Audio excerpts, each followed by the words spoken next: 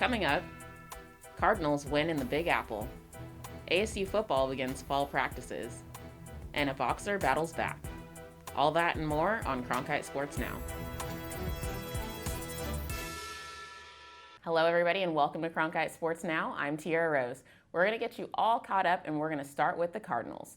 The Cards snapped a 2-game losing streak yesterday by beating the winless Jets 30-10.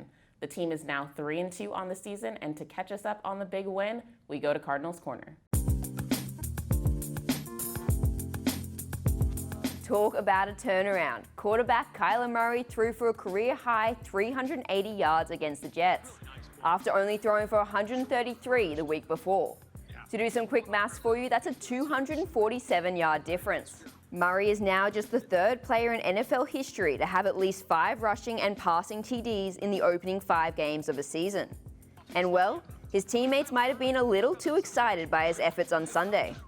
To throw for that many yards, it's not just me out there on the field. It's obviously a team effort. Coach called a great game. I thought we came out there, we played with energy, we played with effort, and I feel like we played well today. I know I sound like a broken record when I say this, but have a day, DeAndre Hopkins. The Pro Bowl receiver had 6 grabs for 131 yards, including 1 incredible touchdown grab on Sunday. But what's new?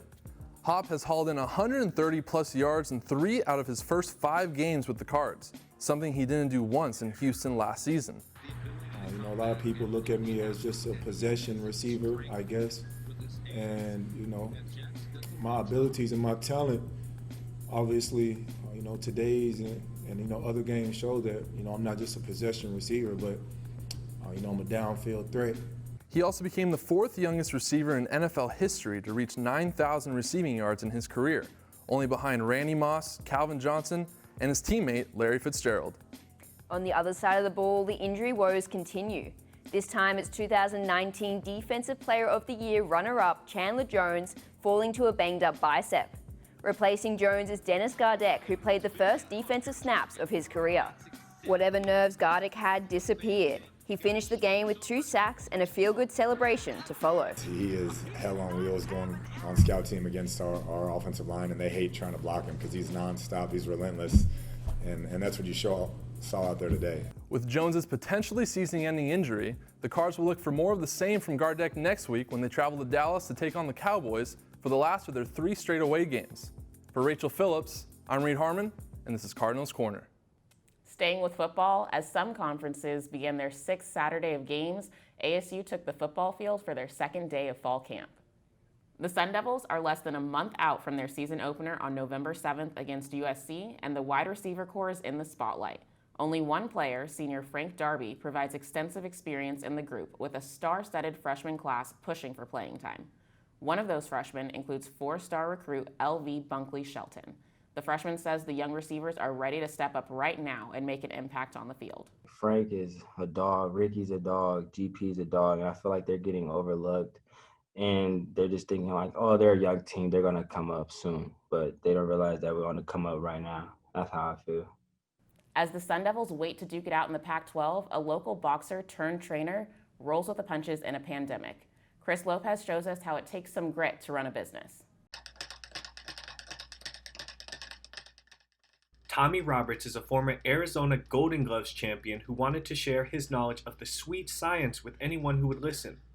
5 years ago, he began training people at a traditional boxing gym. I love boxing and I like teaching. So I can teach people boxing, help people get in shape, and make a little money.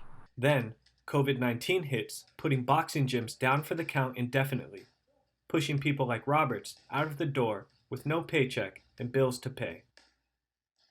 The governor shut things down with no plan of reopening, just indefinitely. So, gotta eat.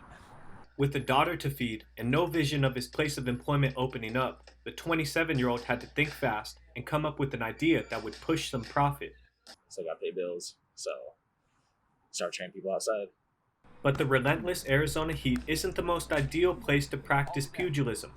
Robert saw his profits decline to the tune of about $2,000 a month. It kind of shook his world up, just like, a lot of these people out here are feeling. So he kind of had to take matters into his own hands and do his own thing, which takes a lot of guts You know, it takes a lot of heart to do that. Thanks to reputation and some crafty campaigning like a presidential candidate on social media, Robert's pupils followed him. From his own backyard in the day, to parks all around the valley at night. From everyday people looking to stay fit, to professional football players, all the way to amateur boxers. He is an excellent trainer. I'd follow him anywhere. Robert's following has helped him navigate through the ongoing pandemic. But like most businesses, it's a roller coaster ride with upward climbs, dips, and crazy turns. Roberts just hopes to ride this one out and not fall off. Chris Lopez, Cronkite Sports. Roberts has some star power on his client list as well. Cardinals linebacker Dennis Gardeck cross-trains with the coach in the offseason. From the ring to the rink we go. Following draft weekend, the Coyotes roster saw two major changes. Left winger and free agent Taylor Hall is officially heading north for the winter. The former NHL MVP signed a one-year deal worth $8 million with the Buffalo Sabres. The Coyotes have signed a Sabre themselves. Johan Larsson will come to the desert from Buffalo. He signed a 2-year contract. General manager Bill Armstrong said Larsson is a hard-working and reliable two-way center who can play in all situations. And now to a team that plays with their feet. Well, they're supposed to. First round of the playoffs, Phoenix Rising FC kicked off against Sacramento Republic FC. The game was scoreless all the way up until extra time. In the 114th minute, this goal by Solomon Asante put the team up 1-0. But if you take a closer look, it may have been a handball that put the ball into the net. No whistle was blown and the Phoenix Rising took the match, but not without some heat on social media. Next up for the Phoenix Rising will be the conference semifinals versus Reno 1868. Thanks for joining us today. We'll see you right back here tomorrow.